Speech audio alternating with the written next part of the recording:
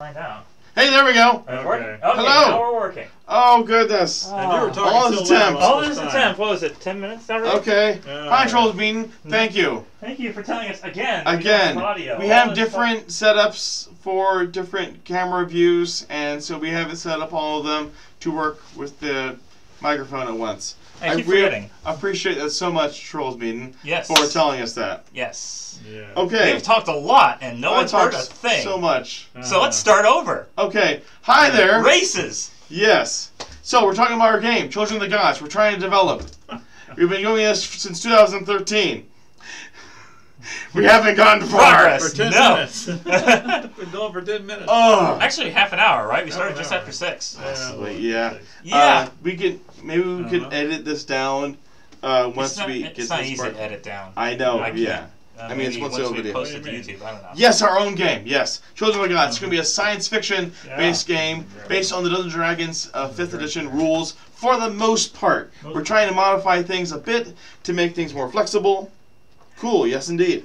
The prominent thing in our game is that it's set in the year 2120 with nanobots. That's generally the magic. We're not having any magic in the game. That's the magic, is nanobots. There's a nanobot plague called the Decay-bots. The Decay-bots kill off most of humanity, 9/10 of humanity. And so the only ones that really survive are able to take on either nanobots into themselves, they clone themselves, or they just take on radiation.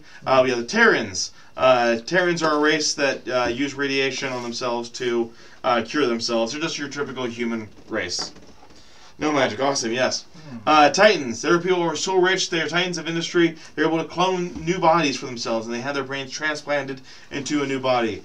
We have the Blight. They're actually a later race that are developed that they still have the decay bots in them, but they were able to be finally reprogrammed so that it wouldn't kill them, but rather give them the ability to change their bodies, basically a changeling or a doppelganger in Dungeons & Dragons, to the appearance of somebody who had already died.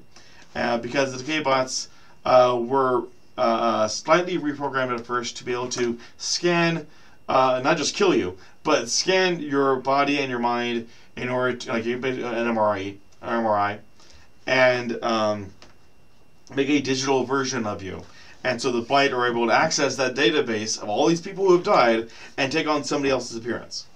Obviously, there's still limitations to how far you can change your height and your weight because you only have so much mass in your body. Gotta go somewhere. Yeah, exactly. Yeah. So there's that. Two-headed ogres would be able to concentrate on spells while raging. Yes, I've heard of that. Yes. Oh, I'm losing my papers. Ah. I've never heard of a two-headed ogre. There's plenty of two-headed creatures. Sure. Really? Yeah. Yeah. We've never used one.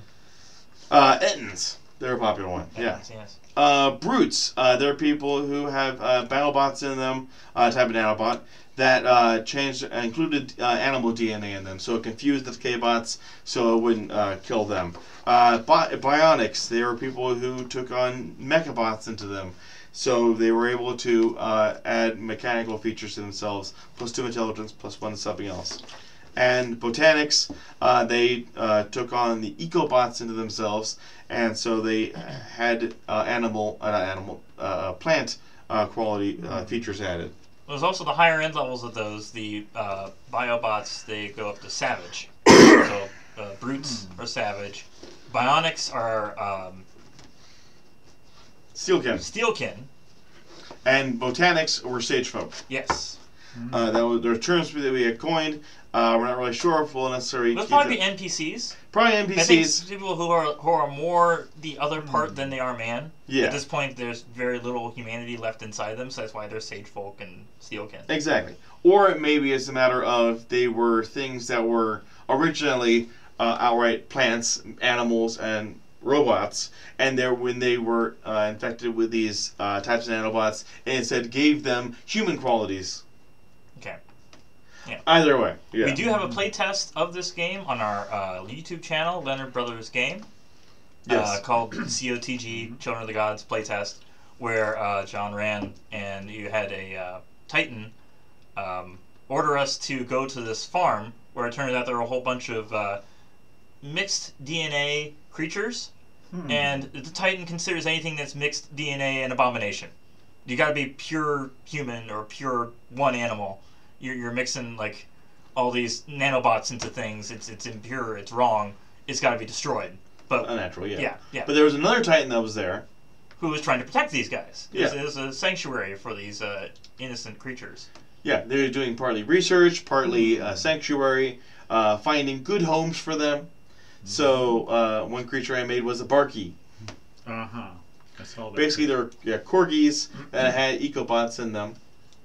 So their bark is worse than their bite. They have like tree bark as their skin. Yeah. Oh, how cute. One of the complaints apparently about corgis is that they shit a lot. Oh. So there you go. You don't have to worry about shedding anymore because there's you get bark all over the floor. Anyway, all right. Yeah. So what's this here? Mercenary. They easily catch fire. There's that. Yes, they would be vulnerable you to were going to have damage, classes. Yeah. You want to explain how that Yes. works? So the notion is, I watched the video from a YouTuber called Z Bashi, his channel, and he does a lot of animations, particularly about different things that are in Dungeons & Dragons. Often he'll have like a whole little episode just for a spell and how it could be used. And so his notion, obviously we can adapt this in some other way. I'm not sure he even play tested this. But anyways, you choose your race, you choose 2 feats or 2 cantrips, at least in Dungeons & Dragons. You choose 4 things you're proficient in, and your hit points are equal to 10 plus your constitution modifier. Done. You can trade 2 of those proficiencies that would normally be like skill proficiencies to instead have 1 second level spell, which you can use once per short rest, and or you could trade in 1 proficiency for having light and medium armor, and then a second proficiency then to add on heavy armor. Because presumably if you how would you level up if it's just 10 plus your initial for level 2? You just roll leveling up. You just add 5 hit points. 5. Okay. And that was what he said. I would presume it would be more likely 5 hit points plus your constitution modifier. Yeah. Actually, in his idea, it was either increase your hit points or gain a sneak attack, which would be 1d4 for a sneak attack, and then it stacks all the time. I think up to 5d4, he said. Anyways. I think it would be interesting just to take the archetypes, the general things that would make the normal character classes, and say, I want a little bit of rogue, I want a little bit of fighter, I want a little bit of this. Yeah. So, without multi-classing, because multi-classing pretty much breaks that whole concept. You waste a level having to start from scratch on something. On each one. Yeah. So, I mean, obviously there would be features that would have prerequisites. Yes. Yeah. So, I'm seeing it sort of being like Dungeons & Dragons 3.5 edition, where it was loads and loads of feats. I guess Pathfinder as well. Yes. Loads and loads of feats, and basically that's what you're basing your character on is the feats, as opposed to what your class is. Would Terrans get more feats because they just do in every game? Because they're weak. Yeah, they don't have all the benefits of the other races. So this is true. Absolutely. Yeah. Well, what you're saying now is a class. We distill the abilities of the class into feats. Yeah. So if you want, say we look at a Guardian here, he went like Righteous Smite and Sacred Oath and stuff, and we distill that and say you want a little action surge as well. It's like you should. Yeah. Well, I mean, okay, but I go on further on that would be you were asking how do you level up? Well, okay, so you picked say you picked 4 or 5 feats that you get to do, and then you would level them up, add all of them up as you would as if it were one class. One class, you level up multiple things during your level up, don't you? I mean, well, normally you stick in the archetype, and when you level up, at least in terms of multi-classing, you have to start from level 1. No, but I mean, if it's just a single class, you have certain abilities, and usually all those level up at the same time, don't they? Well, but with your proficiency bonus. With your proficiency bonus. With your proficiency bonus, that would level. Right. That would increase, yeah. Yeah. But that's a very slow progression. Very slow. Yeah. Well, but you could apply it to more than one feat. Well, yeah, I mean, that same proficiency bonus, that would be everything you're proficient in, sure. Yeah. But in our scenario, though, you would be able to, like David said, if you wanted to add the combination of a rogue and a fighter, you could do your action surge while doing a sneak attack. Or like you wouldn't have all features of both, but you'd be able to mix and match. Yeah. Okay. Question from Trolls Meeting. So one with the class abilities or feats that anyone can pick, but they would have a level requirement. That's what I'm thinking. That you basically would be able to use the experience points that you have. Either these points would be given out after every battle, which might get to be redundant, or at the end of every session. Probably every session. Yeah. And each one would have an experience point cost and prerequisites. Or some people might still want to do the milestones idea. Yeah. And so in which case you just get a big lump sum of XP at one time. And then you could choose which of your feats, and each feat would have a certain... it'd be more like a video game in terms of Mass Effect or other games that have like a whole list of skill trees, and they all go up at the same time. And well, I mean, you have choose which one you level. Which one you want. Yeah, you're not limited to. So you get five things you can level up. You can put 2 on one thing if you wanted to, and 2 on another, and 1 on another, or you can use all 5 and level 5 things up at one level. Well, usually a feature just gives you a single ability. Well, I'm talking about how to level up. If you got multiple features, and you want to, when you level up... Usually you start with like 2 or 3 things. Even these, if you look at the charts for regular levels, it's like Danger Sense and Fighting Style for level 1 of our Guardian. Fighting Style and Second Wind for one level of or Call to Action. They all start with a couple of things. Right, and then your second level, you add an extra one, adding surge. Or... Yeah, well, a lot of the things, too, since we don't have magic... Right. A lot of the difficulty is trying to combine features of what would normally be a magical class with something that can improve or surpass what it normally does. Yeah. Well, so it supports the physical side of the intelligence.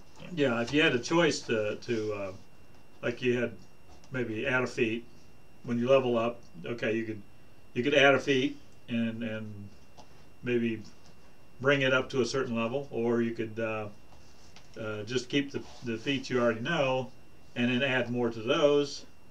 Or if you really want to be crazy, take all your level up points, all 5 or whatever, and add them all to one thing. So you can have something really big. If you look at like what Shadowrun did, you got a list set of points. Yeah. And you just put them each time wherever you want. Yeah. They have archetypes though. They had like things like the face, the combination of a rogue and a bard. Yeah. So it's like if you could talk your way through something, and if it doesn't work out, you can still sneak around and do that stuff. Yeah. So, but anyway, but since the system isn't really designed for a certain amount of points, I mean, it's really deviation from D&D 5th edition. So we're still using the same combat qualities. You know, you can still have 5 feet distance between somebody and attack them. You can as many of the same rules as we can carry over as possible. Exactly. Or maybe if you're a giant character, you could be 10 feet. Well, if you have reach of some sort, yeah. Anyways, so. Unless you're a T-Rex. The other quality that this Zibashi had was to give their players 6 rad items, as he worded it. And so I would presume, just because I like to have symmetry and things, that each one item would be associated with a certain ability. So, of course, you have the strength, dexterity, the constitution, intelligence, wisdom. Oh, yeah. Yes. Oh, fascinating. Charisma, yes. Okay. And so if we could have a rad item that would be associated with each thing, that would be like super expensive thing probably. So they would boost the, would it be boosting your... it would basically be your tool that you use and for whatever like you're your trying dexterity to do. would be your lock-picking tools. But in our case, it'd be like a code-cracking system because it's more technology rather than physical stuff. Possibly. We do need to figure this stuff out.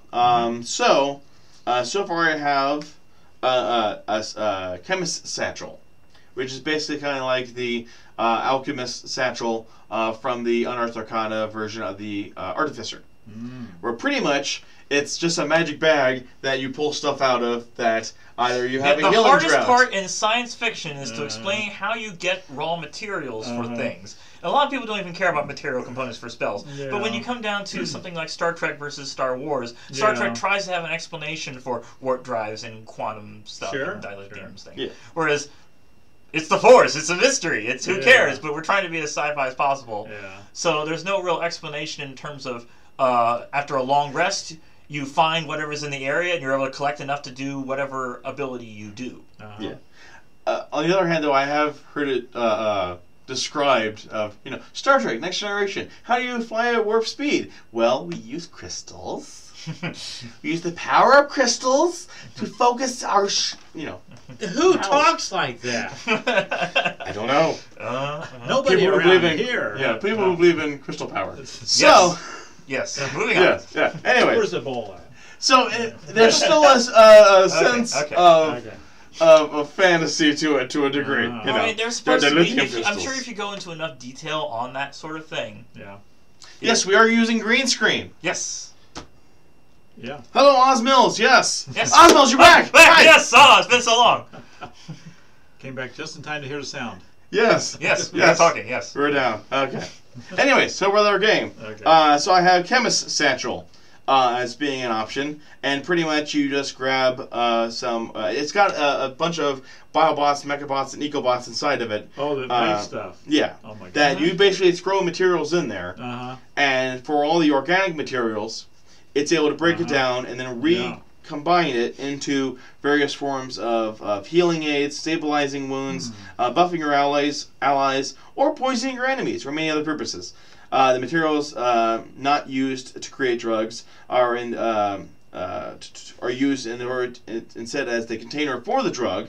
So like plastics can be used for inhalers or pill holders. Glass and metal will be used for needles. Thinner glass for if you want to try to throw something and it shatters. Basically, you're providing the raw materials into the bag, and you choose what it is that you're pulling out. And so you are able to level it up. That would be a bag of molding. Molding. There you go. I like it. It doesn't mold things. It doesn't make things moldy. Mold. Constructing. There you go. I know. Yes. And basically, you're leveling up the items by either adding more recipes of what it can make, or increasing or decreasing the Constitution saving throws for something. So you can either make a poison that's harder to resist, or you use an aid that is harder to get addicted to.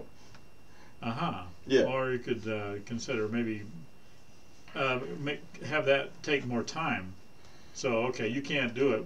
You can only do it once per battle, or probably a short rest. Yeah. A short rest. So increase potency or duration. For a lot of things, you probably just prepare them in advance, and you'd have a selection of things before battle starts. The old in advance. Yes. Thing.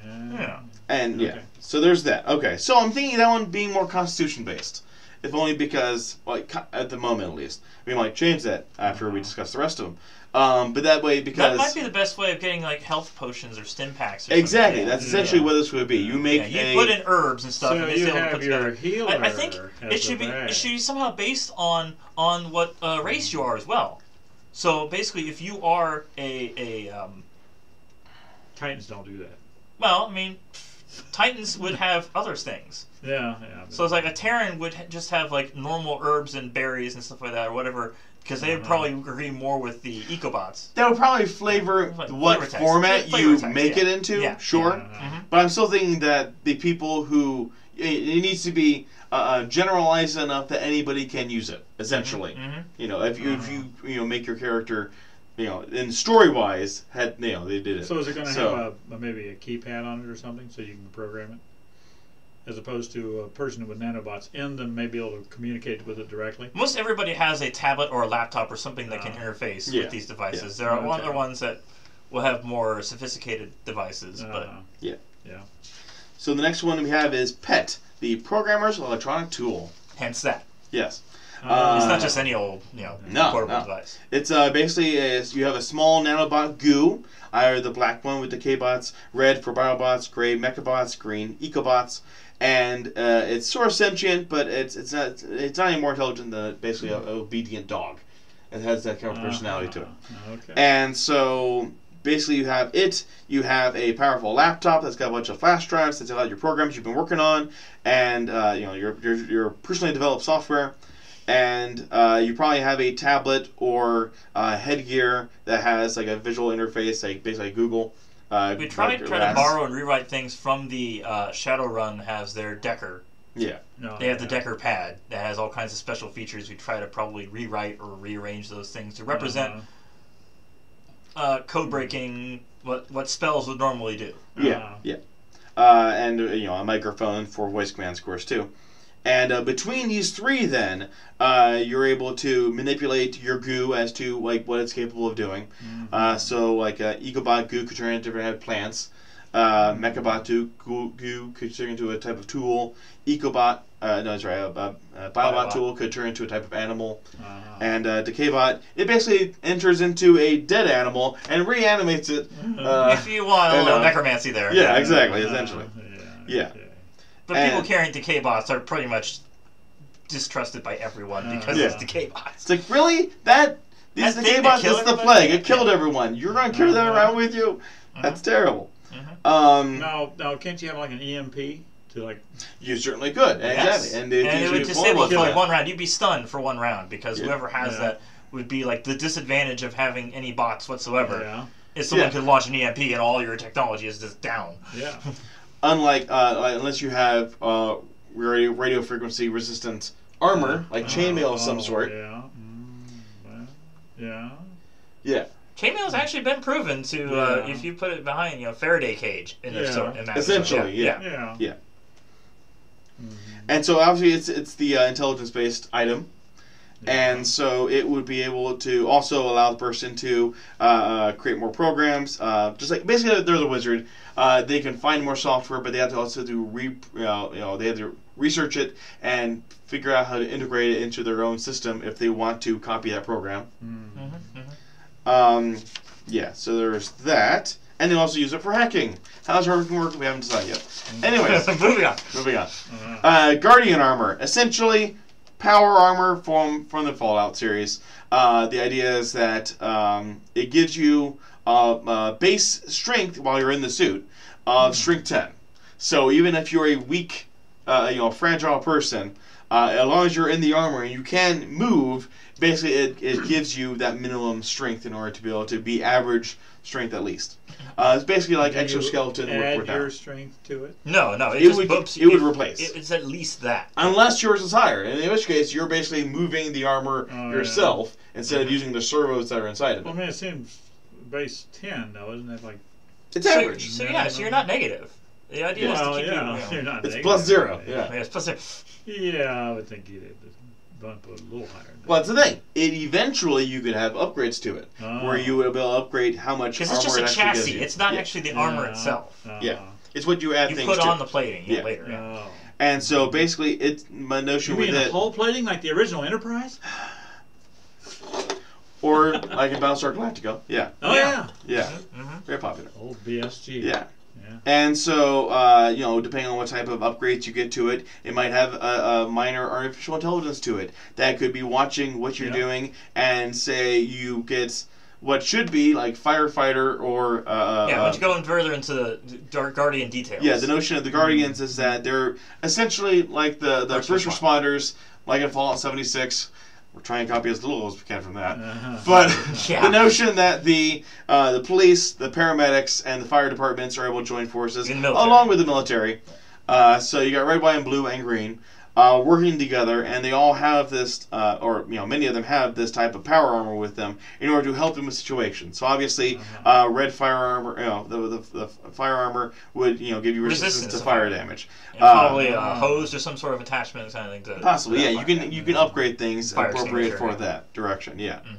But if you were getting upgraded armor that has an AI to it, and it recognizes, okay, you're wearing police armor, you're able to capture enemies, you're able to entangle them with nets or ropes or whatever, or taser should each them. of them add like vehicle proficiency?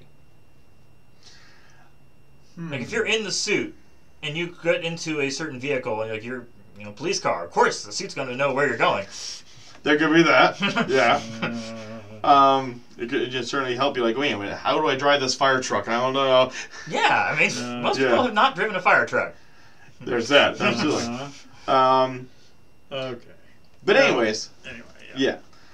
So there's that, and so I'm thinking with that one it'd be more wisdom based because generally speaking, like the police, we need to have insight as to who is the enemy, what just happened, who's the criminal, who's the victim, who's right or the wrong. Medicine is a wisdom-based skill. So, paramedic would have that. Okay. So there's that. And then the last one I have so far is basically a symbiont. It's Venom. That's what it is. It's a larger or a medium-sized the goo of the nanobots.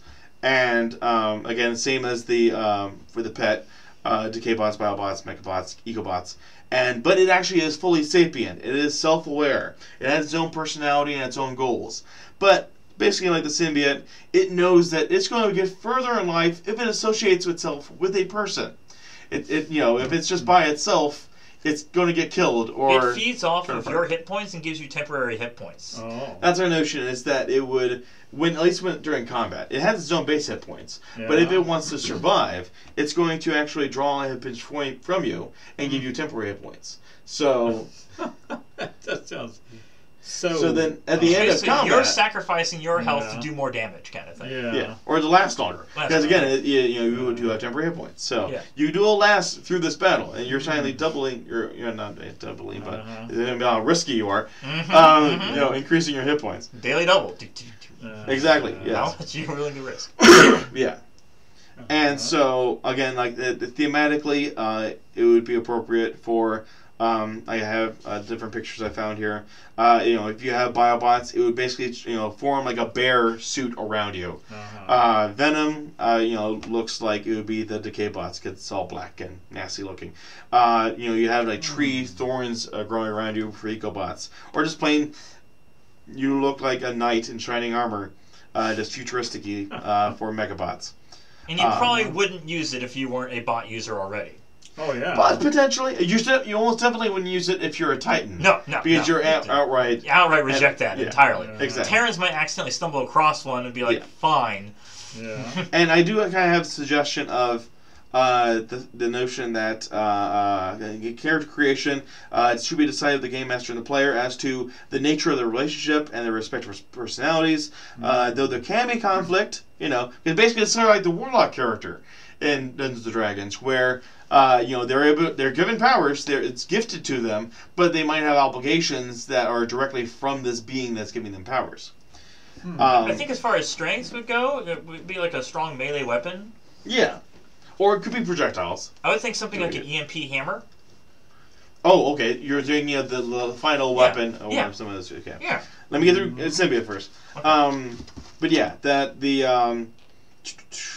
there should be at least some form of benefit or responsibility from one or both parties. So either the symbiote is trying to beg this person, please let me stay with you. I can help you. I can give you abilities. Let me stay with you. I promise I won't be much trouble. Or the person can be like, please, I'm a weak coward. I need protection. I need your help. Or maybe the person, okay, need to go. Great people. Thank you, Trolls Maiden, for showing up. Thank you.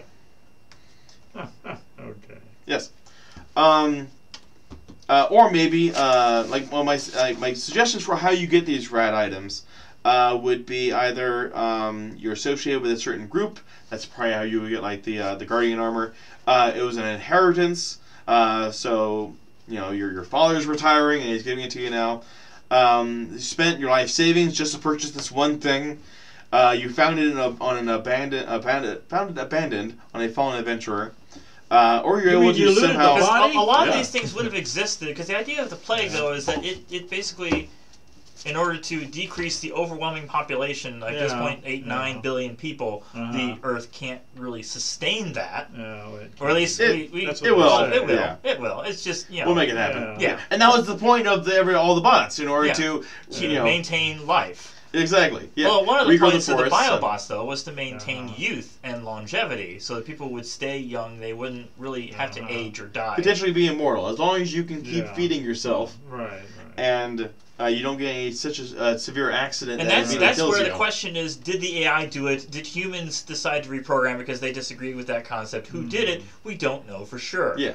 Because with the biobots, you could become immortal. And immortal, ever-rising population, that's a bad idea. Yeah. Everyone, if people have to die. Well, normally, people. Exactly. The population can rise over time, but if people just like there's an episode, the whole season of Torchwood, where everyone got Jack Harkness's powers. Yeah. And people were like, He lost him. Everyone else had him. It's like even people who were burned alive and crispy, like roast, were still conscious, still alive, couldn't die.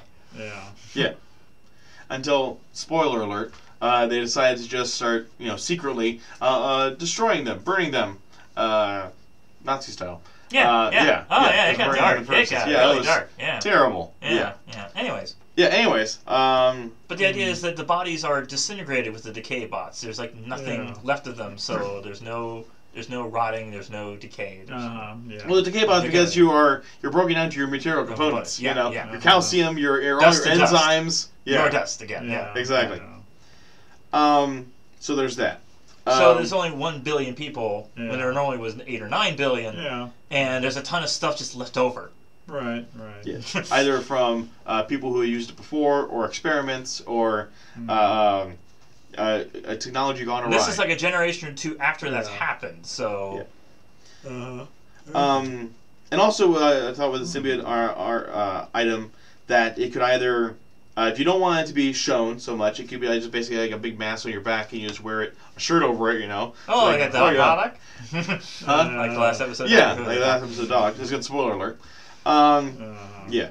Or it could be like a body armor, essentially, like symbiote is, or like Venom is. Or it could like leave a little tiny bit of itself inside your head, so it can wirelessly communicate with you, and it becomes its own being off to the side. All right. So all you need left is strength and dexterity, right? Yeah. Pretty much, unless we want to move one of these around. Because again, with this one being charisma, it's basically you negotiating. I think the armor would be strength. Well, no.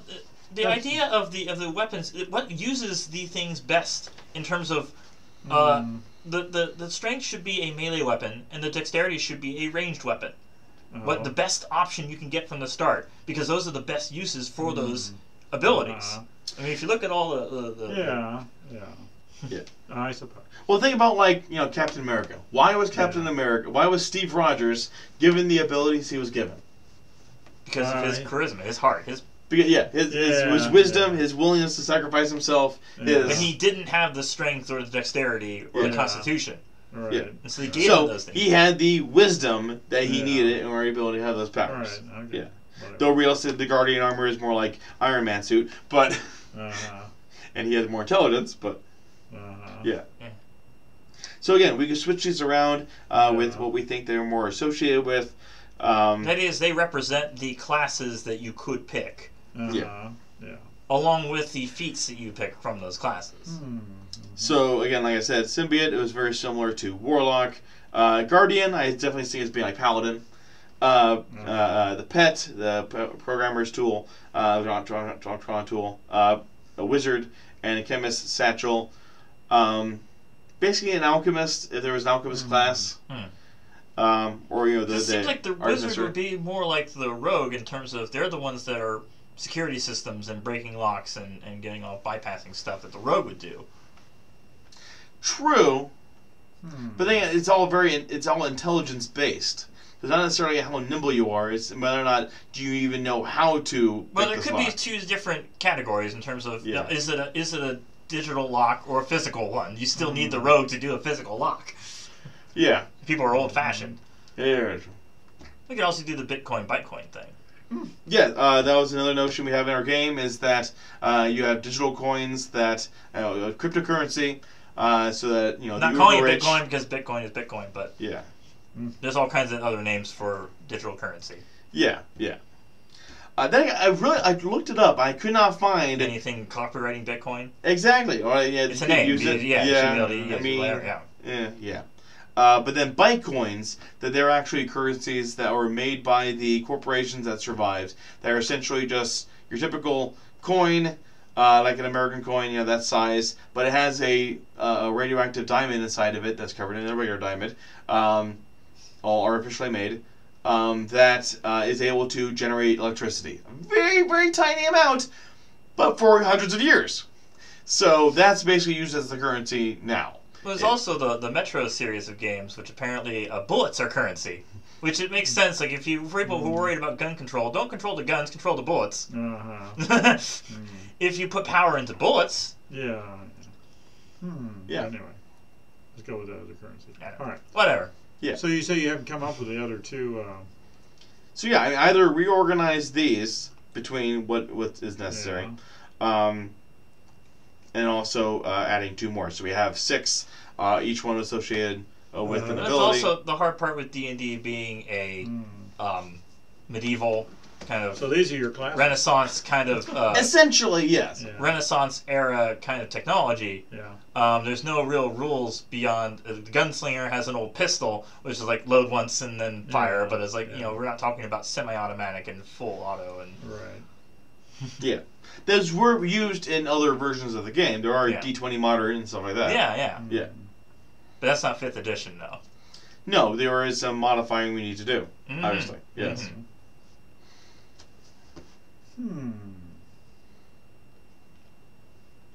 So I suppose I could see us using, like, say, somebody who's able to make a gun for dexterity that they can modify to either be good at short range, like modify it to be able to be a shotgun, pretty much, or modify it to be a sniper rifle. Looking more like the Fallout crafting. Kind of, yeah. They can, you know, you change basically what kind of barrel it has. You put a sniper scope or something on it to have better accuracy. You put a silencer on it to have muffled. Yeah. Exactly. And then you could also customize. Basically, you make your own bullets, and maybe you can make specialized bullets so that you are able to get through better armors. So I was saying, if you had like one of those diamonds in the bullets, you could have like an EMP charge, just as it penetrates. Yes. Yeah. Yeah. So even if somebody is wearing chainmail, you can shoot through. If you're able to shoot through the chainmail, it just implodes. You know. Whatever. Yeah. A variety of types, or you can make it so that it has acid inside, and so it burns a little bit more of their armor. Or maybe it has nanobots inside, and it's able to give excuses for all of these abilities of necrotic or lightning or radiant damage and other stuff. Yeah, pretty much like Green Arrow. Instead of using arrows, you're using bullets. I mean, people could probably most likely use bows and arrows as well. Yeah. So you're going to have one of these bags of molding to mold your bullets? A cartridge, yes. Maybe 10 shots a day kind of thing. Well, maybe not that many. You don't want to like overdo it, because that would just make the economy. If you're using a lot of bullets, though. Yeah, but in terms of the economy relies on people buying and trading and selling goods, and if you could just make as much as you want every day, even if it's like 10 a day, you just save them up, and it's like, why do you need to go anywhere? If you're able to find all the materials you need, you don't need a shop at that point. You're just making your own money, printing money pretty much. We do still need the raw material. So what would you put a gun under? That'd be dexterity. Dexterity. Dexterity, yeah. Okay. Yeah. Okay. Then what was the last thing you had? Strength. Or dynamite or C4 or something else. The armor ought to go under strength, and then. Well, it's the thing though. It's modifying your armor. You're modifying your strength. It gives you strength. The whole point of the Guardian armor is it's based on the various things. Like he had said for police, charisma-based stuff. And firefighters need to know where to go, what to do, medicine checks, and other military need to discipline. So it gives you what you're lacking so that you can do what you need to do. Yeah. It's for the people who have mental abilities that need the physical help. Because normally you focus on one or the other. You don't have high enough points to do both, unless you roll really well. So something's a dumb stat. Otherwise, then why would it be powered armor if you already have the strength? You just wear armor. I thought it was these things added to. They add to your AC. Strength, so it added to your strength. It changes what your minimum strength would be while you're in it. Yeah. And they add to your AC, and over time you can put other features on it. So I'd call that adding to the strength. So anyway. All right, whatever. I'm thinking of it from a different angle. Yeah. There's also the issue of trying to figure out, I guess, if they are like solar powered as well, so that you don't have like a scientific excuse for like, because there's energy cores. Yeah. There's power cores right. in Fallout that when you run out, you move slowly because you're trying to move it yourself instead of it helping you move. Right. Yeah. Yeah. I mean, what I guess what I was thinking about was that maybe the symbiote wouldn't necessarily be a charisma-based one, even though you are trying to make negotiation with the symbiote yourself. But instead, maybe a more constitution-based one, because when it activates its abilities, it takes your constitution. It takes your hit points. So if you want to be able to survive longer while you're using it, you need those hit points. Excuse me. So if we made that constitution, why would we make a Kim Satchel then? Exactly. It wouldn't be a charisma-based one. Why not? Hey kids, want to buy some drugs? I mean, that's as far as charisma I can see you doing there. I don't think so. I got some satchel. I got some candy. You're making good things, you know. Things that help people. You don't necessarily make bad things. Yeah, unless you got decay bots and you're bringing things back to life. Well, as a form of life, yes. So I do like the notion of perhaps a gun that can be modified in various ways too, for different purposes. Perhaps a sword or a club kind of thing can have like a electric ability to it if it has one of the batteries inside. Yeah, well, and I also thought made the point with, like, say the one of them. Oh, the gremlins. That was a gremlins. Not that gremlin. Or one of the monsters I have. The goblins. A goblin has mechabots in them, pretty much. And the notion with them is that they're able to touch something and they're corrosive. Yeah. So if you hit them and well, just look it up. It's in that list. Yeah. Alphabetical order. Well, they weren't in order after he got them. Okay. Well, clearly. Yeah. They don't get mixed up. Yes. You get your dead brew and your black brew. Barky. But the brown pudding. Brown pudding. It's poop. It lives in the sewers. It's just gray poop. goo and goblin. Goblin, yeah. There's that, but no, not brown pudding. Not angel. Here, gremlin. Oh, gremlin. Yes. So, corrode metal. So basically the ability that one of the oozes has. I forget what it's called, which one it is. But yeah, any non-nanobot weapon made of metal that hits the gremlin corrodes. After dealing damage, the weapon takes a permanent and cumulative -1 penalty to damage rolls. If it drops by -5, the weapon is then destroyed. And a non-nanobot ammunition made of metal that hits the gremlin is destroyed after dealing the damage. And the gremlin can also eat through 2-inch thick metal, non-nanobot metal in one round. So, by that description, you would think then that there are nanobot weapons made of metal. Well, I mean, we put that in there in general because it's not like adamantine or magical. Yeah. The idea is a nanobot weapon basically being a +1 weapon of some persuasion. That's the adaptation that could be beyond what normal. Well, you have smart bullets that could hit anybody. So that'd be your magic. Yeah. Like your magic missile. A smart bullet. Yeah, it's able to heat tracking. No matter what. Yeah. It's like a tiny missile instead, essentially. Yeah. A cyber missile instead of a magic missile. Yeah, there's no excuse because that's everything. What? That's a level 1 basic spell, magic missile kind of thing. That. Well, yeah, but I mean, it's basically you always hit your target, but I don't think there's any roll. They just aren't very damaging. They're tiny here. They're tiny, and they do very little damage. I mean, perhaps not out of a bullet. Perhaps that'd be more of the pet device would set up a I can see that with the bullet. You design your own bullets. Yeah. Again, you only design so many of them at a time because you only have so many resources on you.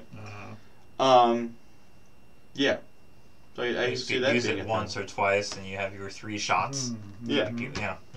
And I can see with the notion of a weapon a held weapon, melee weapon for strength that would be basically of nanobots that you could. I'm seeing it being like the chain of the or Pact of the Blade from Warlocks. You form a yeah, weapon. it basically forms into a weapon in your hand of your weapon of your choice, pretty much. Okay. Yeah. Yeah. Single-handed weapon, Right. not two-handed. But obviously we can modify this because this is your primary thing that you use, so we can totally use two-handed. I want a subtle knife. Subtle. That's from a book. Okay. You don't read those books. So anyway. No. Isn't it the one that cuts through anything? Yeah. Then And the other side opens up other worlds. Yeah. Yeah. Portals. Yes. Yeah. I've heard of this. Yes. Yes. Yeah. I'm not totally oblivious. I know. Yes. I know. So, this reminds me though of a story I saw on Facebook of somebody called the Bread Barbarian. Or Breadbarian. You didn't. Yes. And they cut up the bread. Where? Well, here's the thing, right? So this guy playing a barbarian character, and he was trained of how to control his rage, and he was told a certain word in Abyssal that would be able to, like, okay, you say this word, that's when you rage. That's when you really hit your enemies. Yeah. And so he would say this word around, demons that knew Abyssal, and they would just look at him very confused, and like, wait, what? Huh? And like sometimes they would like throw scraps of food at him as he raged, and you'd be very confused as to, I'm raging, I'm yelling out this word. Why are they doing that? So eventually he goes around and asks a wizard in town, say, hey, do you know Abyssal? Because what am I saying when I'm saying this word? And he said, when you rage, you're yelling out bread. That's what you're saying. You're using the Abyssal word for bread. Oh. So what was the point? Okay. So, he's like, you know what? I like your style. Let me make you a thing. And so, this being a wizard, apparently he was a baker wizard. Or at least he knew some culinary techniques. Because he made him a magical baguette. A number 3 baguette. Here's the thing, right? He could use it while he rages, right? Yes. And it does 1d12 damage. Whoa. It's like, yeah, it's like a warhammer. It's like, okay, you really bash people at. But it's also bread. So if he bites into it, he gets to heal 1d4 hit points.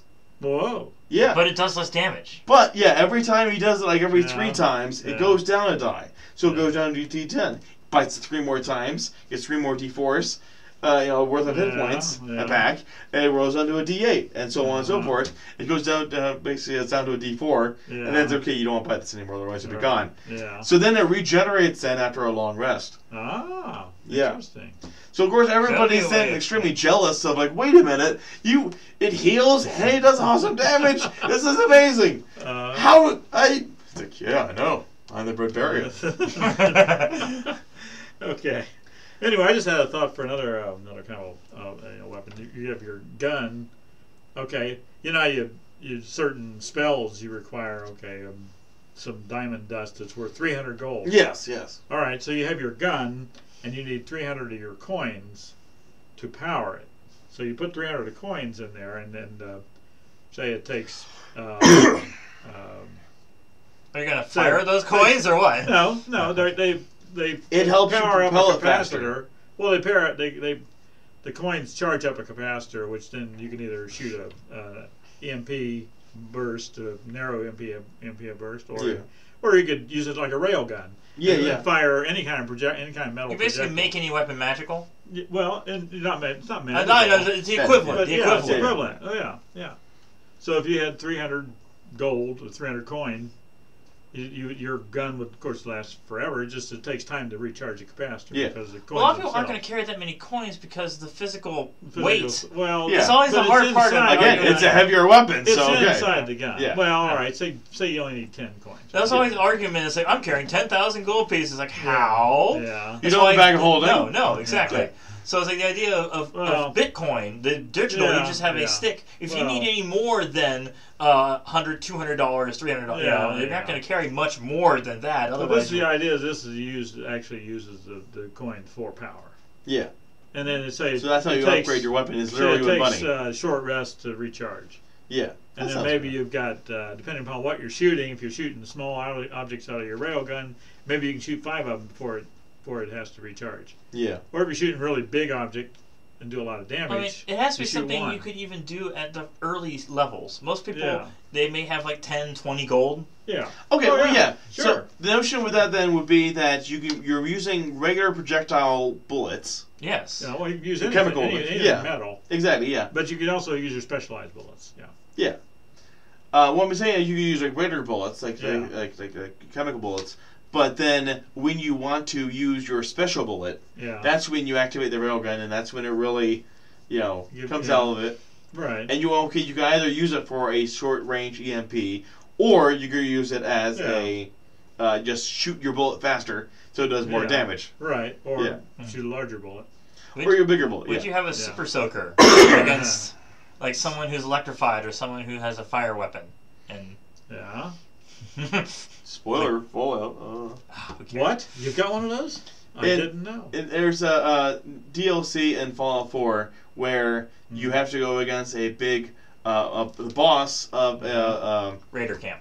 Raider camp, and he thinks he's so tough because basically he's inside one of those electric bumper car things. Oh, yeah. And he has power armor. It's basically connected up to the top electrical part.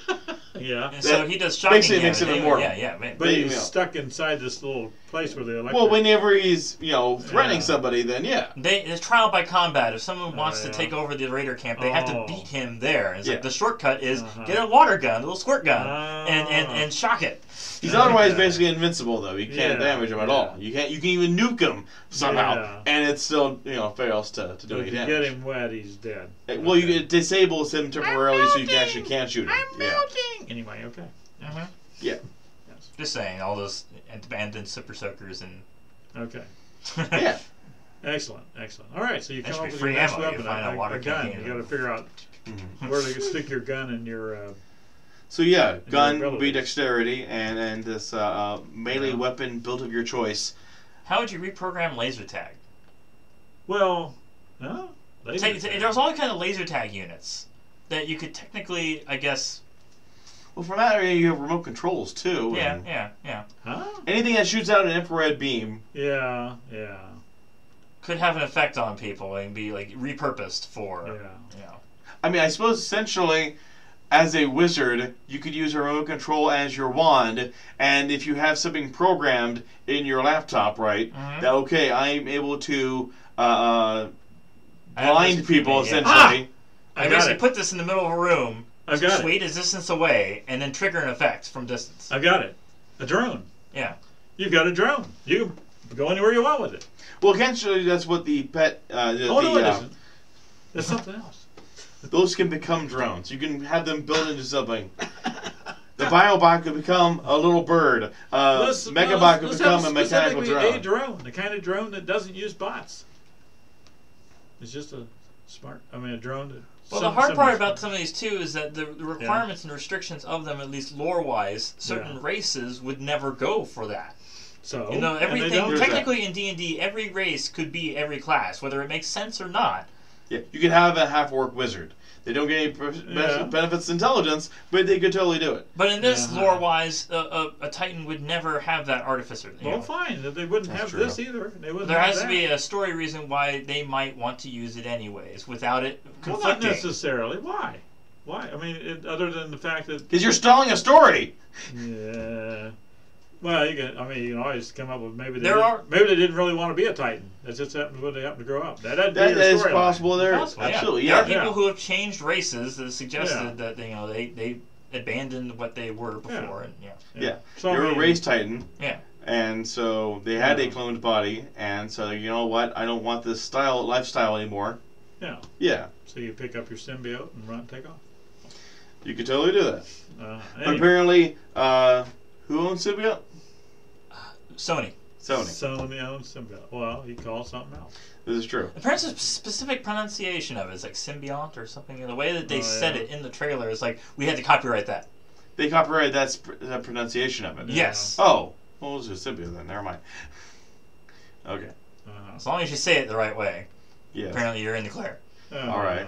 Well, anyway. Because again, part of our hope is that we could turn this into basically a multi-type of franchise. Yeah. So that it's a role-playing game that's in the format of comic books, so it's more accessible to the public. It's not so daunting as a normal, thick book that's over 300 pages. Well, there's multiple ways of doing it. There's books like Shadowrun and Starfinder and stuff, and it's one gigantic book with all of the items, all the characters, all the information. Yeah. That'd be compendium. It's a little compendium, and it's a little better with D&D. Yeah. You have the GM guide, the player's handbook, the monster. Those are 3 separate books that are easier to flip through, at least for what the players need to know, what the GM needs to know. Yeah. And then there's our idea of each of these races would have their own comic book. Wow. So you have 13, 15 pages of basic lore and story and background, and basically the end of it would be the character sheet would be your hospital form.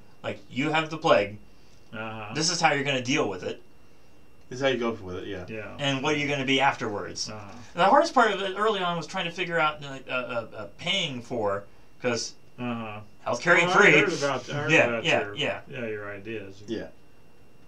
You're working for the hospital. An alternative notion was also the idea that you were instead born with this. Yeah. Again, you're born into a Titan family, or you're born into a Terran family, and so you already have it in you, and you didn't need treatment. Yeah. Or you already you're born into a brute family or a bionic family, and so basically when your mom got pregnant, those nanobots helped you along the way. At this point in the setting, if you're over 30 or 40, you probably are infected, or if you're under that, then you've probably been born into a family and don't have to worry about it. Yeah. Although Terrans, on the other hand, have really no resistance unless they do get, a radiation treatment. Yeah. Or amputation of some sort. Yeah, exactly. Yeah. Pretty much. Okay. Well, sounds like you keep changing things. You're going to have to settle down. That's why we're having these talks, yeah. So we try to have multiple notions so we know what to narrow it down to, because if we focus on one thing like we were for a very long time and find out it's not working. Yeah, for a time we were thinking, okay, well the Biobots, they basically make you Super Saiyans. They make you bigger and stronger, you have bigger muscles, and you just keep being bigger and bigger and bigger. And stronger. And the whole concept of eventually becoming Steelkin or other stuff is it was a level progression, and it's we don't really know how to best implement this without breaking other features. Right. Well, another notion I really enjoy the idea of, but it would take a lot of tracking, would be the idea that with all the nanobot users, that your body would continuously add more modifications to it the more damage you took.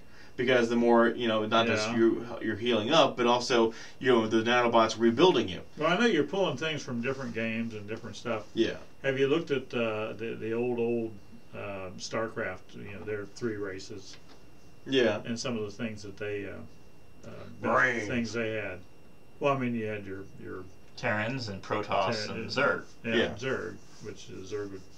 Well, kind of the idea there, at least the Zerg are basically our brutes.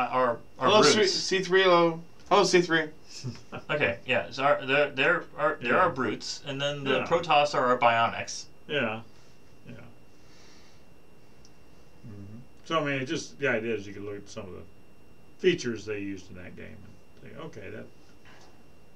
Well, the hard part is that a video game can keep track of those kind of individual stats better than people can. Well, no, I'm talking about you gotta. I'm just talking about some of the abilities and things that they use. Not necessarily taking their stats and stuff, but just some of the things that the way the characters were able to. I mean, that was that and Warcraft. If I remember, they really tried to keep the characters balanced, so no matter what you played, you really couldn't overpower other characters because they had slightly different stats that they were able to do things you couldn't do. Or anyway, they tended to keep the characters balanced. Yeah, or like with Pokemon, where there's sort of a rock paper scissors sort of thing, where between the different elements of, well, this beats that, but that beats this. Right. So, okay. Well, anyway, I think we're probably going about as far as we can with this. Okay, well, what about Dayton? Dayton? Yes. Oh no, you're not going to release these things in Dayton. Well, here's the point, right? So all these corporations have taken over the world pretty much, and particularly the metropolises, the main cities, and that basically the space in between the cities are rural areas that are mostly taken up by Terrans, but they're. Well, a lot of the idea in general is since there's only 1 billion people left, a lot of the nations are basically calling for whoever has fuel to come congregate, populate areas at least to because we're so spread out at this point, and by that point we'd be like. Well, you want to go to northern Ohio because they have natural gas, a lot of natural gas wells up there. I got a lot of natural gas too. Uh-oh. Oh boy. But the idea is that certain communities, certain groups would have maintained a metropolis of sorts by collecting however many people are left behind. And left behind. Remain. Yes. Those who remain. Yes. Those who survive by any means. Yes. Yes. Now, since this is a couple generations afterwards, there has been a slight population bump. Yes. Again, second and third generations of people who have used the nanobots or have adapted to new lifestyles. People who don't remember what things were like before the plague started. Yeah. Yes. The plague that wiped out most of humanity. Okay. So yeah, just like how in Shadowrun, a lot of it's based in Seattle, right? There's a lot of intricate maps and businesses. Because they're the company who made it. They're based in Seattle, right? Yeah. Fallout. What was its first game based in? Just California in general. There you go. And they're Californians that made the game. Yeah. Then Bethesda, when they got it. Washington D.C. They had a base. They have a center in D.C. I guess they have, and they also have one in Maine, or not Maine, but Boston. Okay. So that's why they base their games on where they are. We're in Dayton. Okay. The vicinity, the Miami Valley. You got neighborhoods. You got townships. You got a variety of ways that the area's cut out. Yeah. But it wouldn't necessarily be with the original world's politics, though. Yeah, so well, you got little cities too. Yeah. No, it's basically like the Infinity War Thanos snap, and instead of 50% of the world, it's 90%. Yeah. Have you not seen Avengers Infinity War yet? Spoilers! Oh, then, yeah. Okay, yeah. Yeah. I mean, what do you mean one where Thanos destroyed everything? Yes. Basically? Yeah.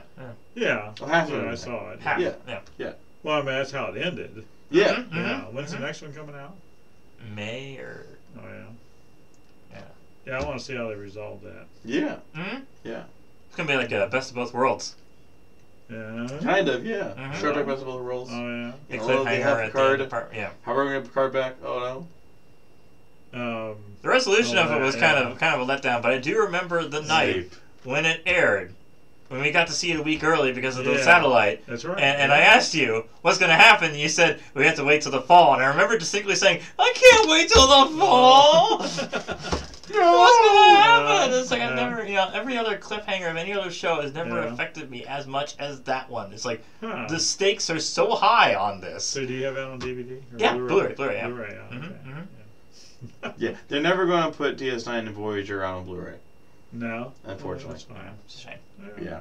They're good enough the way they are. Okay. Well, anyway, you got to figure out how you want to do dating. So. That's what we're trying to figure out, yeah. Yeah. We still have a viewer. Let's entertain. It's only 7:30. Okay. Well, I mean, there's also the issue in general of defining what all these companies are, where they would be based, not just focusing on Dayton, but, I mean, making perhaps other cities that may not be as well focused on. I mean, nothing big like Seattle or Philadelphia. Since there are so few people, you could really spread it out because people are probably going to spread out anyway. So you have the big cities in Ohio: Dayton, Columbus, Cincinnati, and they're close enough to where they collaborate. Yeah, they can collaborate. So probably the same company would probably control that whole region. Yeah. Yeah. And probably defend, communicate with all the farmers that are in that territory. Perhaps it's probably a mixture of like smaller governments, like a new California Republic kind of thing, and other corporations. Like I think DC in and of itself would probably try to maintain itself as much as possible because most of the politicians would still be alive there. Sure. Yeah. So yeah, we're capital government. Yeah. Whether everyone necessarily follows them or not. I sort of see that as being more like they could sort of convert from being a regular government to more of a conglomeration. And like, okay, this is a united corporation. Yeah. Where like, okay, all these different companies that have taken over all these, territories. Well, okay, this is where they collaborate with each other. Well, it's not really taken over so much as revitalized. If they were already there in the first place and essentially they are, money and corruption and politics. But I mean, those who are seen as the ones that are helping the most during this plague. Yes. Yeah. Because who is making the nanobots to heal people? It's the companies. It's the business corporations. Yeah. Okay. I mean, if you wanted to keep it closer in the day, you could use like Miamisburg and Germantown, and they have all little cities listed around here. That you could part out the different. But there's also the worldview. Like one of the biggest problems I had with Shadowrun, at least the 5th edition, is that there was tons of half the information you needed to go into space was there. The other more important half wasn't. Oh, the ships. The ships. Oh, yeah. You have spacesuits. You have combat in space. You even have locations to go to. But no ships. No transportation. No way of launching into space whatsoever. No transporter. Nope. No. You have loads of vehicles, but no space vehicles. No. Yeah. No trip So they had to make them up. So it's like the idea of not obviously this campaign isn't going into space. Yeah. Although there are suggestions of the Gods Network. Right. We haven't really talked much about the Gods Network itself. Yes. The Gods Network being an artificial intelligent satellite network. Yeah. That, again, it doesn't go Skynet. It's actually been programmed, okay, we actually care about humanity. We're not going to destroy humanity for humanity's sake to save themselves. We want to protect it. And then once you get the game all built up and everything going, and the Gods Network is finally making the Earth better, and everyone's working together, and then you can have we're watching Independence Day again. And you had the big spaceship come in and knock all the satellites down. And it destroyed all the satellites because it ran into the fun thing about this, there's 7 of the satellites, and one of them crashed onto the moon. Oh, yeah. And it's kind of crazy. Because it still works, but it's not all there. Okay. I think I had it set up for the history that it was built on the moon, as opposed to crashing on the moon. Okay. So there was more of be kind of destroyed. I mean, it's built in with mechabots, so it's able to rebuild itself. Yeah. And then it's actually used as like sort of a connection with the lunar base. Okay. Whoever's there. And so it's sort of an extra fail-safe. Okay, the people who are on the lunar base are able to keep track of how is the Gods Network doing? Yeah. We don't want to become Skynet, so it's in constant communication, constant, keeping track of things, Yes. Okay. Not going crazy. No. Would you figure that in the next 100 years there'd be so much trash and stuff in space, the way that we're, debris and things, that we would be like a natural orbiting cover of stuff? It's like we don't launch anymore because there's literally so much trash in the air. Well, that's the thing. I suggested that they were, cleaning up. Again, they're cleaning up the environment, the space debris, and collecting it. They repair themselves through it. Yeah, using the megabots that they're built with, and even probably making extra satellites from themselves in order to be able to, improve the range and efficiency and have more. They've used the last of our rocket fuel to send these satellites up that they could maintain themselves, so that when we can't launch ourselves because we're out. The whole point of the biofuel avenue of the ecobots was to not only generate more food, but to have biofuel out of corn and whatever else, to have more. So ultimately, you could have a car that is either battery powered with diamond batteries or biodiesel powered. Right. Yeah. Which would be stinky, but it's a function. Not necessarily. It smells like French fries. It smells like French fries. Well, I like smell. So I've been told. Yes. Yeah. Well, a lot of people are suggesting that fast food companies could use the extra oil and grease and stuff. Sell it to a corporation. It's fuel. Yeah. Unfortunately, right now the processing method is very expensive, so it's not economically viable yet. But they're still experimenting. They're still trying to figure out how can we process it. There's people doing it. That's what I've just said. Yeah. There are people trying to get it to be economically sound. Yes. But they're doing it. Yeah. Okay. You're agreeing with me, yet you sound like you're arguing with me. No, I mean, you sound like you're saying people aren't doing it, but they actually are. They are in the process of trying to. It's not economically sound yet. They can't make a business out of it yet. Yeah, they're trying to. They've actually made a business out of it. It's just it hasn't spread. There's people who made a business out of redoing. They're recollecting oil. They're trying to make cars. Fuel of it. Most gas stations don't have electric charging stations. Right. Yet. Yeah. Assuming in the next 100 years. You can't charge them fast enough. That's the problem. Yeah. So the other thought was to swap out the battery, which isn't real practical unless they had some kind of a standardized battery that was easy to put in and out, which I don't think anybody's really come up with. So anyway. Yeah. Okay. All right. Well, anyway. So I guess you're going to have to work on just.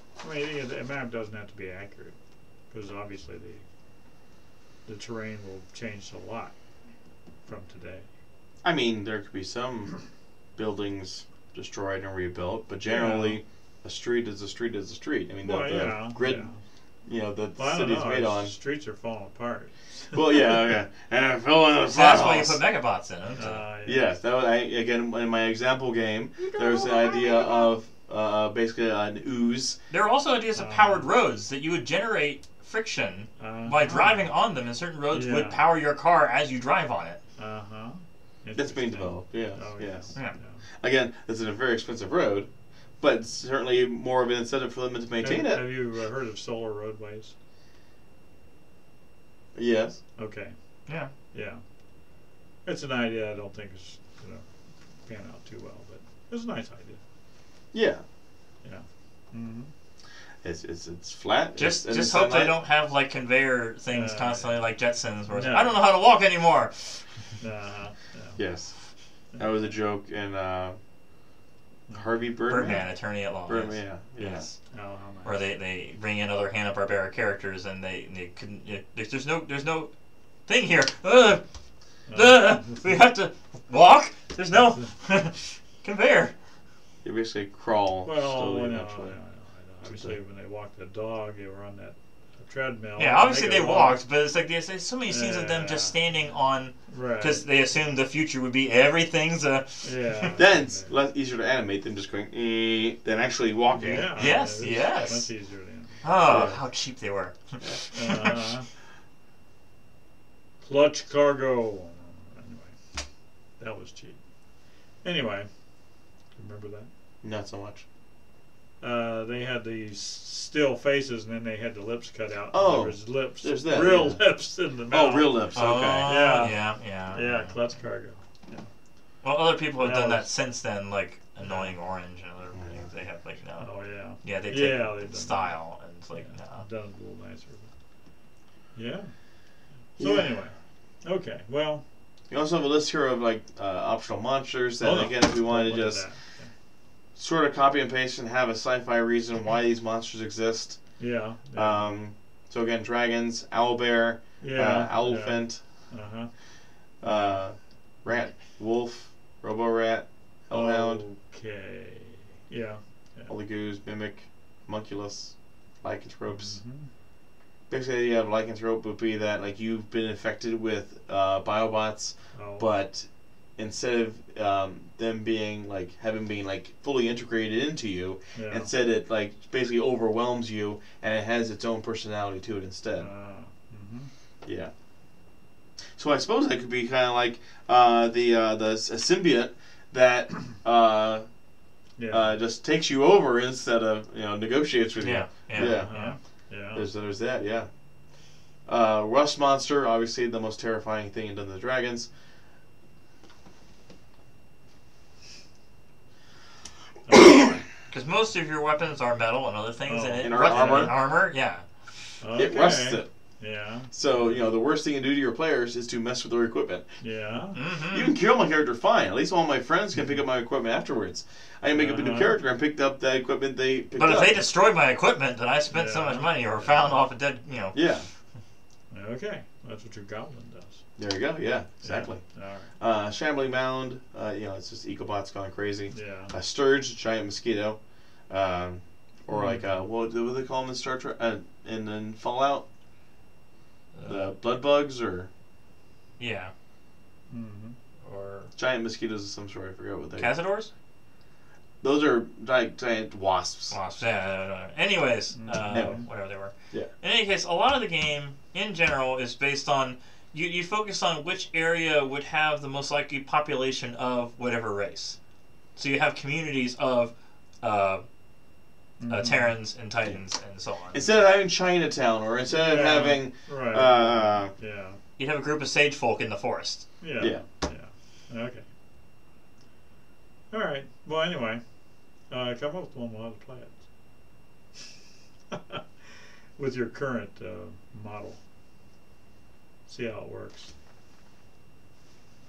Modeling. Oh, no. Well, there was the other game that I've been trying to figure out more about that's even more basic than D&D. It's called Space Kings. Yeah. And it's basically a deck of cards. Uh-huh. And every player has a deck of cards. Every player has a deck of cards, a full deck. Right. 52 cards. And so the idea is that aces and faces are successes. Yeah. And so you have a certain number of points in different stats, and that's how many cards you pull. Uh-huh. And so there's a certain difficulty in terms of you need 1 success, 2 success, however many to get certain tasks done. Okay. And jokers are complications. Jokers are critical failures. Yeah. Or glitches. But the Queen of Hearts is a critical hit. So you get like however many successes there's one stat, I forget, it's like wisdom based or whatever. Yeah. That because it has a certain, it's designed to be so simple that you could play it while you're drunk. Because that's the kind of thing, is like you're gonna have a deck of cards and a character sheet and whatever alcohol. Not that we encourage such things, but okay, well maybe we can play that sometime. The problem is they don't want to release the rules because the guy hasn't fully published his book yet. Well, he has this play he's going on, and he's got this one. There's also a Fantasy Zone. Has he released? Has he like released a demo of? There have been enough episodes. There's been a whole campaign. Yeah. 2 different campaigns. One of the sci-fi setting, and one. Slowly, people have been piecing together the rules and making charts and things. There are fans of the series that have been slowly putting it together. But there's not enough to run the game on your own. Yeah. Because if they don't explain everything that they're doing, like, I got this, Because of that, they don't explain every weapon or every item, because if they did, they wouldn't have any reason to publish the book. Right. Well, I mean, they still would if you're organized. Yeah. You can make up your own version, your own. Just use what you know, and then fill in the gaps yourself.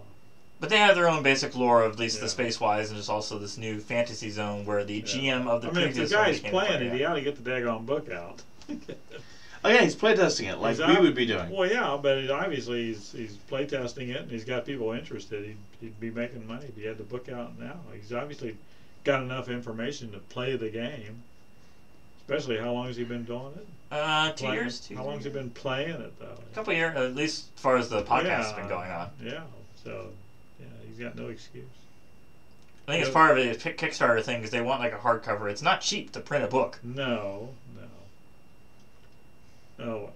Maybe and plus, I guess he's further finalizing the rules as well. There's other things that haven't, but there are character sheets out, so you can tell what the stats are and how many points. They did go through character creation, so you can figure out. Yeah. Did he get through his Kickstarter get funded?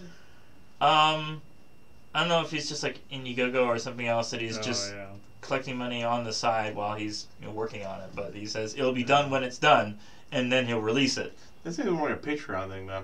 I guess maybe Patreon. Yeah. Because a lot of people were worried. It's like, well, if it's a Patreon thing, and if you're putting in money, like if you join at the last minute, you still get the book, right? You don't have to wait every $10, $20 a month until he finally gets you a book.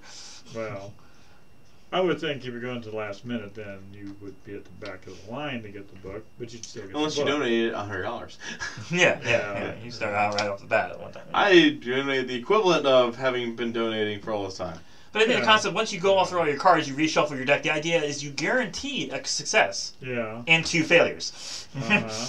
But in general, between aces and faces, kings, queens, whatever. The number cards currently don't mean anything, although there's been enough complaints that he wants to kind of like sway things. Like, I got like a 10 or something that's like of clubs. It's like, does that mean something? Good enough. Yeah, Right, it's good enough. Right. Yeah. You got 19. Is 19 good enough? Come on. Yeah. There's also success. One of the things he has is like a rule of most valuable player. So at the end of each session, you'd have the players discuss the session, compliment each other as like they determine who is the most valuable player, and that person during the next session gets advantage or something else. They get like a choice of a critical to change something. So it's like if they pull a joker, it's like I choose to get rid of this joker because I was the most valuable player last time. Or if if the GM also has his deck, and so he pulls for all of the non-playable characters, and if he pulls a joker, something bad happens to him. Like the ship explodes. One time they pulled 2 jokers, and the ship just exploded. It's like, okay, your enemies are dead because they completely screwed up. Congratulations. I'm like, well, it's more interesting. Doesn't that sound like it could be? Well, if you're the most valuable player, then maybe when you pull your queen, you get to put it back in the deck somewhere. And then reshuffle the deck. There have been multiple ways of how they've been trying to put in these rules, but it's been pretty. Again, we don't have the rules yet, so we don't know what their full advantages are. Oh, well. I suppose you could take the concept and kind of put some D&D stats to them, and especially basic stuff. I mean, in terms of like the hardest part is determining like what damage you do, however many successes, and then you just. Well, see, so you're pulling cards and comparing to his cards. Yeah. Okay, so. Well, logically, you got more successes than they did. Yeah. Well, I wouldn't just go by your successes. If your numbers add up to more, if you had more successes, you automatically. And the numbers do damage or whatever. Or if nobody pulls an ace or a face card, and you don't pull a joker, and you just put down number cards, then whoever has the highest numbers wins. So that would make sense. Yeah. Well, is either that or is it? He sets a number, whether he's trying to. He sets a difficulty and how many successes. Exactly. Yeah. Well, if he's sometimes you'll be contested. Sometimes it would just be okay. Just have to meet this requirement. The idea is all the hit points, all the damages, all the points are very low. That way, it's easy math, easy because again the mindset of if you're drunk, you'd be able to figure this out quickly and easily. Okay. All right. I don't know. I thought at some point it might be fun to play if I were to at least print out some of the character sheets and kind of explain what I've been able to figure out of it so far. Does that sound interesting? Because you have lots of normal decks of cards. Yeah, sure. Yeah. We need to have like a character ability that was based on the randomness drawn from a deck of cards. But I'm not sure, like, how would you necessarily integrate that story-wise? I think that is just as likely as the D20. If you were to replace all D20 rolls with the deck of cards and then have the dice be your damage or whatever effect roll, it's kind of like what Star Trek does. So Star Trek just says D20s and D6s. Yeah. If you get enough successes with your D20s, your D6s are what do the damage or make the change. Yeah. But I'm thinking more of, like, a variety of effects that could happen. I guess I'm sort of thinking like wild magic and the sorcerer, where I rolled for wild magic. What crazy thing happens now? I roll percentile. So you have like different charts based on what suit it is. So if you got like the 3 of hearts or the ace of spades, Well, don't you already do that with one of them using the tarot cards? Well, there are basically like similes for each one. If you have a normal deck of cards, this represents that. This represents this. Right. Yeah. Or the deck of many things. Yeah. Love our deck of many things. Oh yeah. Oh yeah. Okay. Not that one. There we go. Boy, we have one person viewing right now. I'm not sure which one it is. It's probably C3. Hello, C3. Probably you, because we also have another TV viewer, Apricot Droopfruit, Commander Root, Electrical Longboard, Host Giveaway, Positivity Bot, and Slow Cool. Yeah. So weird. Yeah. Osmo's left, apparently. Okay. Well. Well. Yeah. Okay, for a bit. Anyways. Okay. Yeah. For some reason, he said, "Oh my God, green screen." Then he said, "It's Murray." Blurry, you mean? I don't know. He said, "No, Murray." Murray. Murray! Exclamation point. Okay. Yeah. Okay. I don't know. Anyways, what were you gonna say? As far as trying to incorporate a deck of cards kind of thing, I think that would be too much of a deviation in terms of from the D&D style. If you wanted to use it for Children of the Gods, that might be, what you would expect a D&D player to have is a standard set of D8, D10, D12. Using the dice as much as possible. Yeah, I know. That's why having a different rule set makes sense for Space Kings. Yeah, for its own thing. Yeah. I mean, I know some people have games inside of games that they could get stuff, going, and if they want to have a little more interaction in terms of, what your characters are doing. Yeah. True. I suppose, I don't know, my other thing was, like I said, I mentioned the Breadbarian, the notion of having food be integral in somebody's class abilities. You want a chef. I want a chef class. Yeah, I don't want a chef list. But you said it's classless. Classes, I know. Yes. Obviously, it would be some set of features that you would be able to have at certain levels that would be able to. The one thing that would make that more required would be you actually insist that players do require eating and resting, and not just go along fighting and never really considering the fact that murder hobo. Yeah. So you have to work into the game. Those are different playing tactics. Yeah. Like you do start out. Tactic that you go a day. Every time you take a long rest, you have to have a meal. Yeah. You have to have some rations, or you have to have some way to get rations. Well, there are some and you have to have DMs. a cook. There are some DMs that require that, and other ones that are a little that I don't want to be bogged down. Bogged down the gameplay or be too restrictive or right. Excessive. Well, I mean, you can make it part of the game. If you guys don't get to eat your meal, then you're not gonna you're gonna be down on your points. You're gonna subtract 1 from all your rolls. That's why most video games have the easy or normal mode, which doesn't require that, and then the hardcore or survival mode. Right. But then if you have a cook, then your food tastes better, and or you can have food that's enhancements with the food. Enhancements with the food that maybe if you don't have. Or perhaps food, a chef can, with a short rest, collect enough material to properly take care of that. As long as you have a chef with you. Like with the Bard has the ability. What is it called? Song's Rest or something like that. Yeah. Where while you take a short rest, everybody gets an extra 1d6 of hit points. Oh yeah. If you're resting to get hit points. Yeah. Right. But you have to use at least 1 hit point in order to. So that's the hardest point, at least so far in Children of the Gods, is how to heal scientifically. Yeah. Because there is the ability of the hardcore mode, because normally it's an hour for a short rest and 8 hours for a long rest. Hardcore mode, it's 8 hours for a short rest and a week. A week for a long rest. Because realistically, if you get seriously damaged, 8 hours isn't going to cut it. Right. Yeah, if you got shot with bullets, it's going to take you more than just a night to sleep this off.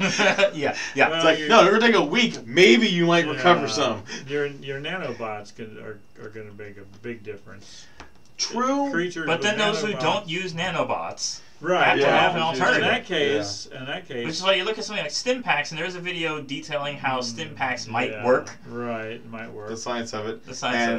Or you could have certain places they could go, and there would be like a restorative cabinet, like the doctor used to do when he was the doctor. That's the thing, yeah. And, he was put him into part of the TARDIS, and he put him in the cabinet, and he would rest and just after a regeneration. Right. Of course, they quit doing that, but and it showed. Anyway, yeah, they something like or like they used in Stargate, or the overlords, or what they call them, gods. They had their little cabinet where they got the Gould. Gould. Yeah. They had their little restoration cabinet. Sarcophagus. Yeah, that's essentially what it was. Yeah. This isn't just to bury the dead; it's to heal us. Yeah, actually heal. Of course, it sort of made them insane too after they used it so many times. Of course. But something like that. And that's just Ra's al Ghul in the Lazarus Pit. There's that too. Yes. Yeah. So I mean, you could have something like that, or stations where they could go to heal up faster. Then ultimately, what would the healing them up faster be? Yeah. But using nanobots in order to reconstruct their bodies. That's well, I was thinking of a stasis cabinet, or something that would actually put them in a mode where their body was strictly healing, and it could, so it'd be like they were in there for a week, but they really only have to be in a day. Okay. So it'd be like changing time, flow of time. That sounds more complicated. Well, it's just. If you're maybe saying that they're putting into an induced coma. Induced coma, yeah. So their body is strictly healing and nothing else. Are we talking like a one of those Star Wars kind of liquid chambers that were like biogel kind of thing, that would just seal up wounds, and they float in that, and and they could float in there for a day and get the healing of a week. Yeah. So something like that. It's full of all the enzymes and all the no actual robots coming at you, but it's your perhaps for shortcuts they would have like a biogel pack that they could just administer like a salve. Well, yeah. And they had that in Starfighter. Yeah. A biogel pack. Well, obviously biogels were also used in Voyager, but that's for a completely different purpose. But yeah. So anyway, you can do something like that. I mean, it is fantasy, so you can. Well, no, it's sci-fi. Sci-fi. Well, even sci-fi has time dilation. Yeah, but we don't have. That's not a form of technology we're using in our we don't game. have technology. No. It's remember those idiots put the those little creatures that would eat everything and create more of themselves. Tribbles. We're talking 100 years, not 1,000. Well, that's what I mean. The replicators, they put them on this planet, and then they dilated the time, and the idiots in the replicators end up creating humans. Replicators, okay. And on Stargate, remember? Okay. Remember the robot replicators. They thought they had restricted them to a planet, and they ended up. I don't think they ever actually got that far in the series. They ended up giving them time to. Yeah. Yeah, they dilated their time to the point where they actually sped them up. And that didn't make a lot of sense. It would have made more sense to slow them down. Well, there was that episode of Orville where a planet was like in and out of our dimension. Oh, and yeah. It well, blinked right, out. Yeah. Okay, well, yeah, that would, if you're going to go dimensional stuff, I think it would be a dimensional cabinet. But then the other thing. And that's a TARDIS. That's or portable hole, or a bag of holding. Yeah. I mean, again, our primary thing is all nanobots. All right. Well, usually in all sci-fi, there's like one adjacent. There's like one thing that's like, okay, if you accept this as true, and don't deviate too far from that, you can still be sci-fi. Extrapolate what could happen. Whereas there's no way this could possibly happen. We do not have the technology or ability to create such things. If you're having too many different forms of technology that it's like they aren't connected with each other. Well, the other thing would be is you could have say a microbot instead of a nanobot. It's a little bigger, so it can't go inside you, but it can heal you from the outside. And again, you'd be in a coma type. It'd just be a drone. Well, it'd be a little drone, but I mean, it could stitch you up and do other things. And I mean, or temporary nanobots, so somebody could take them to get healed inside, and then they could be a thing. Die. That are truly. Well, again, like the whole how the brown pudding is created, that they are the the original BioBots were intended to just be temporary. That okay, you have an illness, you have a disease, and you have something wrong with you, and once it repairs whatever it is that needs to be done, it just flushes out of the body with everything else. Yeah. Yes. So but then it becomes alive and moves around your flush stuff. Well. Yeah. Okay. These have been reprogrammed now to not do that. They don't not only extract from your body, but they also shut off when they're not inside a person. Yeah. Yes. Well, I mean, how do nanobots get their power? They have even smaller versions of the battery, the radiation battery. Okay, well, say these nanobots don't have that kind of battery, and so they just run down and get flushed out. So they just run out of energy. So they can't be going haywire. Okay. Ooh, or like they have like a wireless form of powering. So like basically you have the nanobots apply to you and they're inactive, but then you bring some sort of wireless power to them and they do their job. Okay. And then you take it away and then they just they are inactive again and they just flush away with the rest of your dead cells. That sounds good. Yeah. All right. That's probably what you'd have to do to put with the alchemy, not the alchemy bag, but to reassure those people who don't like nanobots that these are not going to change them. Yeah. So, yeah. Okay. I was thinking more like they would form a cast or something that would just like hang outside the body and just when it's done, it just lets it you just take it off. Well, yeah. I mean, we're talking about major damage. So, but yeah. Shot in the heart, and you're to blame. No. Okay. Give me nanobots. I think it's time. I think it's getting late. He's obviously good. It's only 8:07 now. I know. It's only how long our game works. I know. 6 to 8. The fact the first half hour was no audio. But that's frustrating. Yeah. You're starting to sing. I think it's better off this way, just because we were kind of meandering for that first half hour, and we were like, now we have audio. We're going through all these topics. Yeah. We're plowing through it. Yes, I rushed through all the descriptions of the races. Yeah. Yes. I think it's better this way. Okay. All right. So we're calling it? I think. I suppose so. And there isn't anybody. No, even C3 left. Okay. So there's nobody else left in chat. All the real people. Yes. Until next time, happy gaming. Hopefully, all our players will be available next Monday. If you have any input, we're going to be putting this up on our YouTube channel, Leonard Brothers Game. Please tell us what you think once you actually hear the audio of it. Hopefully, we'll. I think you can cut that first half. I should think it shouldn't be too difficult to cut that part. Yeah. Yeah. I've got a program that does that really easy. Yeah. Okay. Until next time, happy gaming! Bye-bye!